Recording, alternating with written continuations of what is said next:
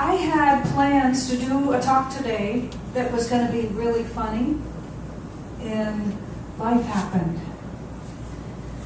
Life happened, as it will, and I wrote something one day this week, and something the next day, and the next day, and then when I sat down with all of it to pull it together and to decide who got to be first, foremost, all of these wonderful lines of thinking and feeling, all of these ideas, something different emerged. But there was something about everything that I prepared to say to you today that remained. The piece that remained is that no matter what's going on in our lives, we seem to have this instinct to look back at where we came from, to attempt to discover why things are the way they are today. For some reason, there seems to be this just built-in thing. I wonder if it might be a homing device that causes us to look back and say, where did I come from? We ask that question as children. And then we ask that question in therapy, and we ask that question in group, and we ask that question in class, and we ask that question in our families. We keep asking, in some way or another, where did I come from? What does it all mean? What is my purpose? What is this all for? Who are we really? And we always hear all over the place about the big questions, and you probably met some people who suggest that you stop asking them and then you'll be fine. I was never one of those people, as you can tell. And I doubt that you are either. Because asking those questions, I really feel, is an instinct that we have. I have a feeling that in asking them, we get answers that actually lead us to why we're here, and what it means, and what it's really all about. And then there are times when something tremendous happens in our lives, in our world, in our communities, that breaks us wide open, that makes us turn from our own personal self-contemplation and ask in a bigger way. And certainly that has happened in our lives, in our country, in Connecticut, and really in all of us very recently. And some of us may say, well, wait a minute. I remember these conversations following 9/11, 2001. Yes, but there are people suffering everywhere all the time. How can we give special attention to this? What happens when these things occur? A tsunami, an earthquake, a terrible act, whatever it is that they serve to distract us from being mesmerized by smaller things. They open us up, and they cause us to ask those big questions. And possibly, if we're still here to talk about it, if we're still here to ask, possibly they will reveal something in us that's been covered up, that's gotten glossed over by the busyness of everyday life. I may have to put on my glasses here. Let's see.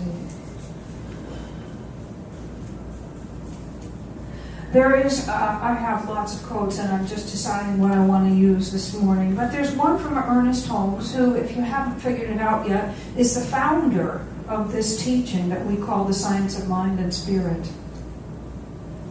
He says, the imperfect has been added to the human mind. What the human mind has put there, it can take away. What the divine has implanted cannot be uprooted. It can only appear to be covered up. Spiritual mind practice is an uncovering of the divine nature. So I want to confess something to you. It begins with part of my preparation for my original talk, which has to do with spirit as the ultimate parent, by the way. And it was more of a Beaver Cleaver kind of message before Friday. So if we get down to the meat of it, I will tell you this. that the best thing that anyone has ever done, as a parent, as a teacher, as a friend, as a mentor, as an example, as an inspiration to me, is to show me their humanness. The best thing that anyone has ever done to inspire me is to show me when they're having a hard time. To tell me I don't have all the answers. To reveal their humanness and their frailty of being here on this earth and doing their best to move through life with all that they know and stumbling. I remember Jan Garrett was doing a concert at the center in Cape Coral, and she just spaced out and forgot her lyrics, and I was so excited. You know, one of my favorite heroes in New Thought music forgot the words, and I knew her in a different way from that day forward. I remember Patty Larkin broke a string.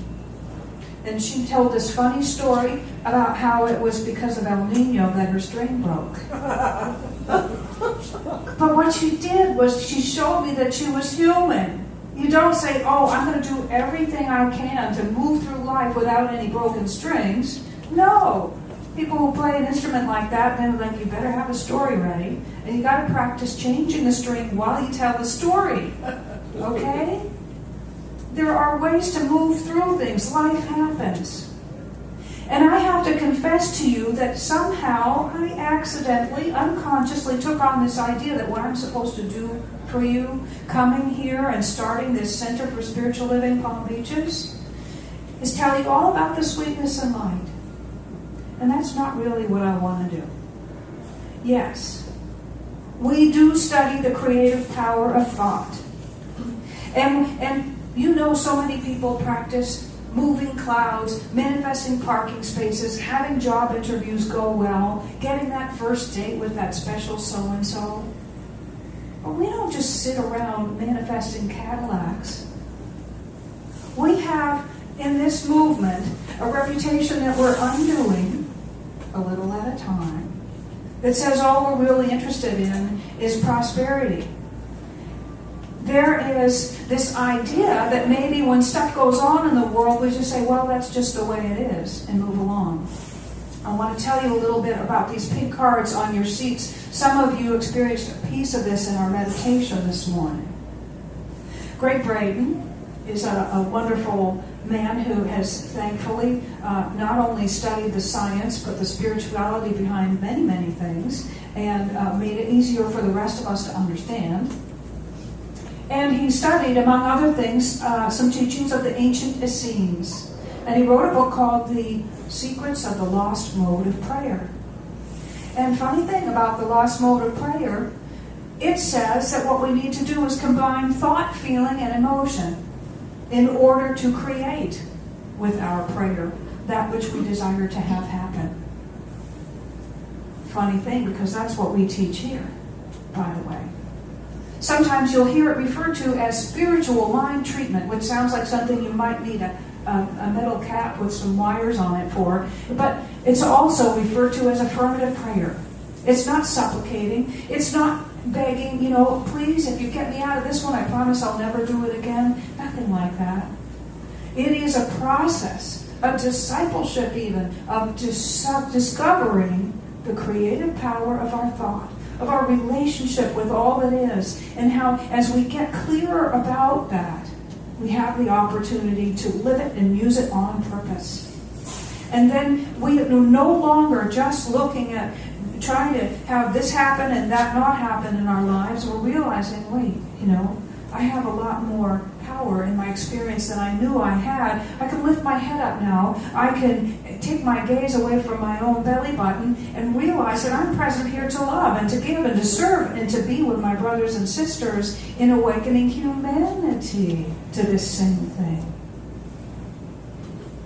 So I'm a little bit all over the place because there's been so much inspiration.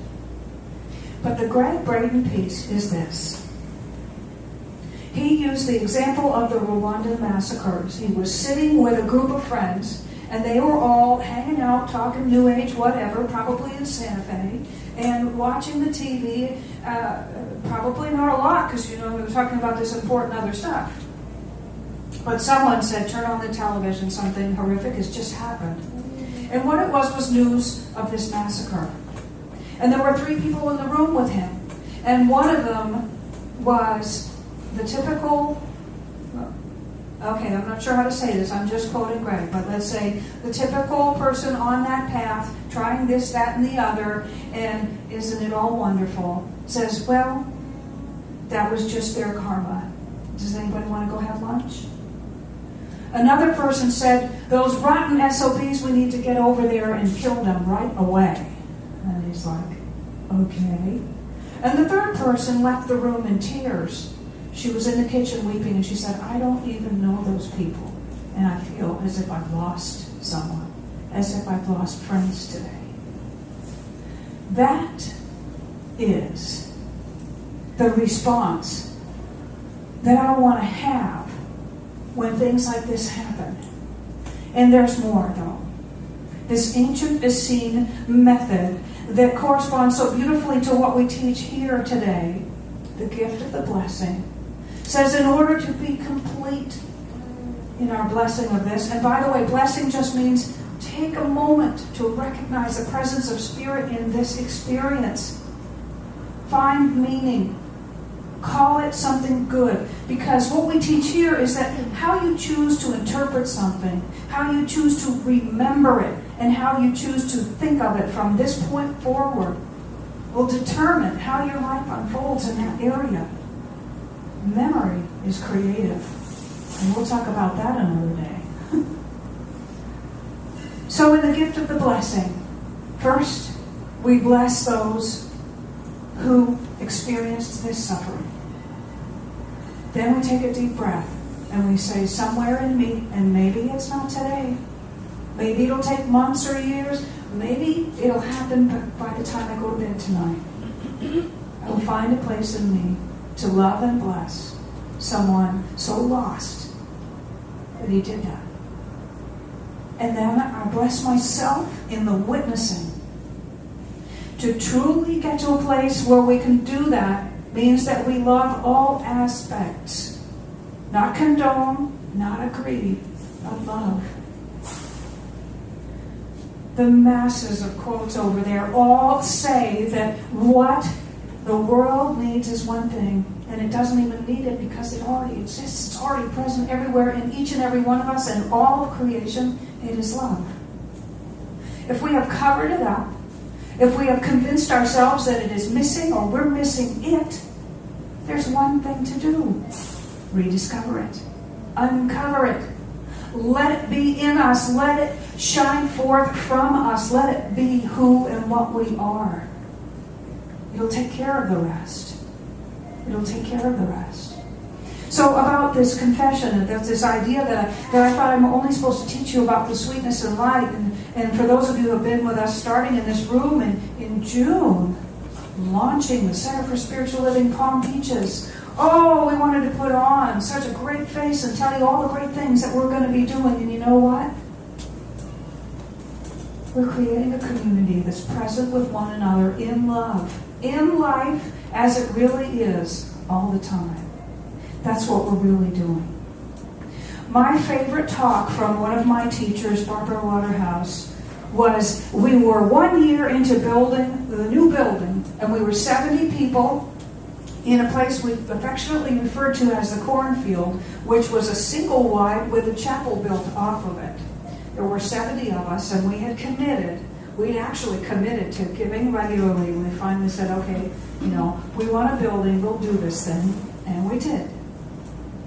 And we were a year into this project with a year to go, and Reverend Barbara came up, and she said, I want you to know, I was crying on my kitchen floor this morning.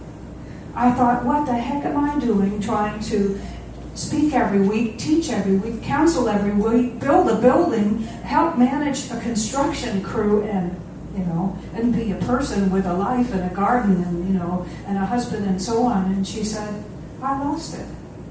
For me, that was just like when Jan Garrett forgot the lyrics. It was just like when, now I've forgotten her name already, somebody's going to help me, Patty Larkin broke a string. Okay? I've heard that other people do that all the time. She modeled self-acceptance. She modeled humanity. She modeled self-forgiveness. That's what we're here for too. And the thing is that I have to say, I've been traveling and I came all this way and I returned to Jupiter and to Palm Beach Gardens because my real dream, my real commitment is to teach people just what this teaching offers.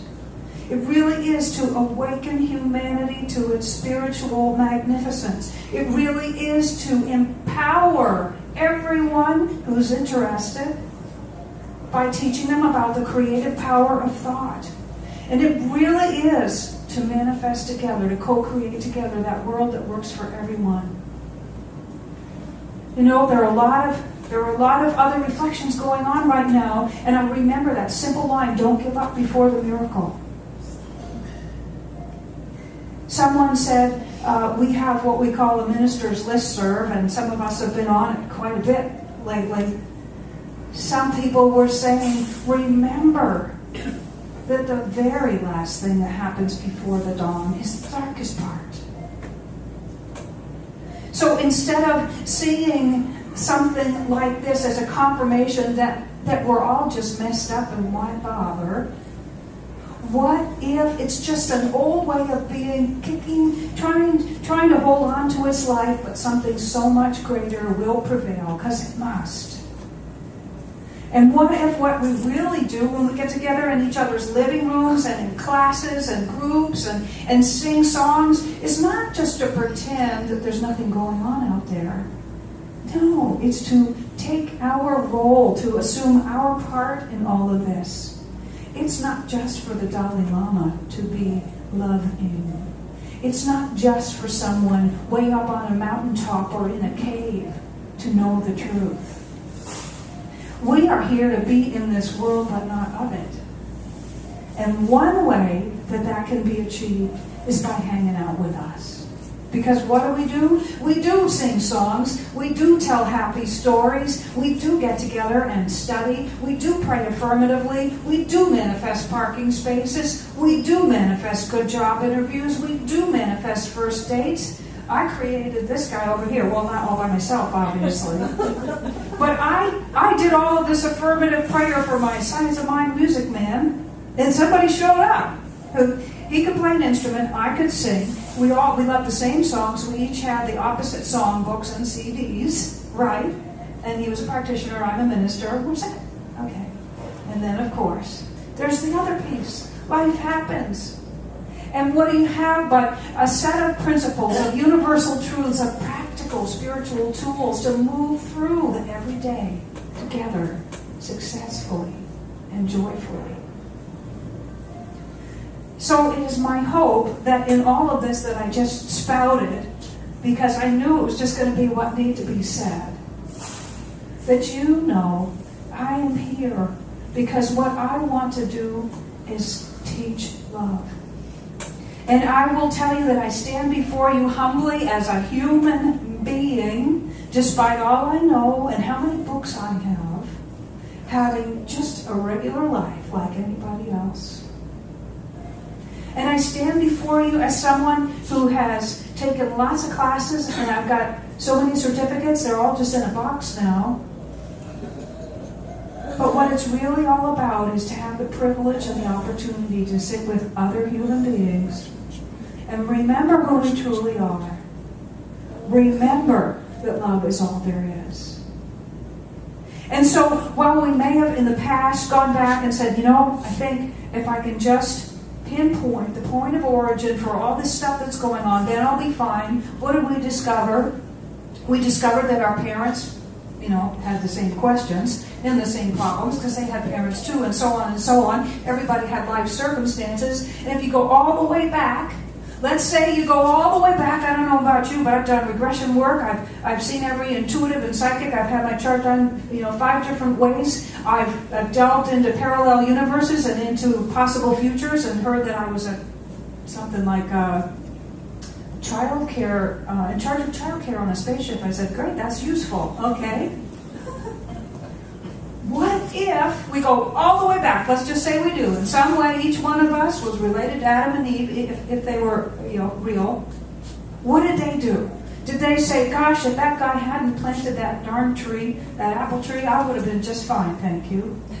What if maybe, whether it's your dysfunctional family or the original garden, what if maybe the whole thing, in both cases, in all cases, was not a fall from grace, but a setup for us to forget who we are and to have this exquisite process and experience of remembering, so that what? So that then we could live in our home, in our garden, fully aware of the truth of who we are. Fully aware of our magnificence, of the creative power of our thought, and capable of co-creating a world that works for everyone. Maybe instead of figuring out who was responsible for my lack consciousness or my fear of this or that or my procrastination or whatever it is that I think I got from my parents or my family or the geography or the economy or the whatever, maybe it's all perfect. Because every single experience and opportunity provides us with that, an opportunity to remember the truth. Ernest Holmes, and I'll close with this, our founder, says that we cannot experience something until we know it. Once we know it and we embody it, then we express it. It becomes law unto us. There's that funny word again. And then that is what calls our experience to us. And law isn't a rule book. Law is nothing but the responsiveness, the correspondence, the perfect presence and mathematical responsiveness of the universe, of the stuff of creation, exactly according to what we put into it. Not good or bad or right or wrong, it just is. And when we know that and when we work with that, it works for us. Like gravity works for flying, like understanding how water moves works for boating. It's the same thing. I invite you to consider becoming part of this community, sticking around. There's so many people in the room this morning we would love to know better and share with. I invite you to do that and avail yourself of this. There is a Hopi saying that we are the ones that we've been waiting for. And we are. We've looked long enough. We've searched long enough. We've been everywhere and back again. And the truth is, we're perfect. All we need ever do is remember that love is present. It's inescapable. We can't leave home. We can't get out of the garden. Not really. And that ultimate parent spirit will never leave us. It never could. We were given the gift of the capacity to believe that we had left, to believe that we had been lost, to believe that there was something missing, so that we would go searching for it, find it for ourselves, and know it in a way that we could never otherwise do. I thank you so much for choosing to be with us today, choosing to be with me.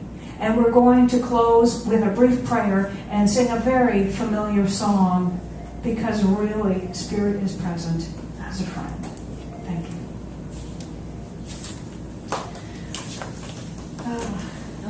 All right, I tricked you into closing your eyes. Thank you. So we just know that the truth of who we are and all that is pure spirit. And because this is so, it is easy to say that life is good. Life is good, all good. In gratitude for this, I simply say yes. And together we open our eyes and say, and so it is.